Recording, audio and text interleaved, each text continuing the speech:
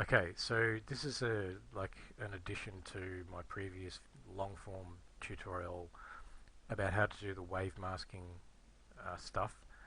This is all just to do with the initial source art. So I found by turning off the standard lighting blueprint in the engine, in the SDK, that I'm not getting all of the lit shadows and stuff. I've got a nice already pre-adjusted brightness and contrast pre-adjusted. It was looking like this.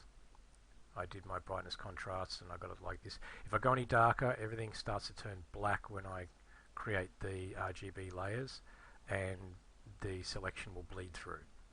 Anywho, this is what I ended up with. As you can see, it's pretty clean. We'll go to that same spot where the rocks are. They're not quite black, so when I do the selection, I get around the edges. I still get a bit of lumpy where the rocks are, but that's fine. I enabled the quick mask and I basically went through and painted those bits out. I also painted a couple of other little bits that were floating around here and there, and cleaned it up a bit more. Where I've finished doing the little cleanups, which literally took me a couple of minutes. It was so much easier. And this is where I apply the grow selection. So what I want to do is I want to grow this by only a couple of pixels. So I did that, and I've now got my selection covering the shoreline, overlapping the shoreline, which is good. Inverted selection, filled it with foreground color so that I got my whites and my black done. I did that for all of the layers.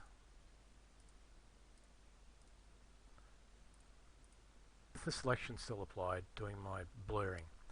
This one I decided I wanted to have a little bit of fall off on the edges of the coastlines, but I have this problem with these little bays. Now these are about 1 kilometre across, so these little bays are it's not tiny, well this one is, but they're not enormous either.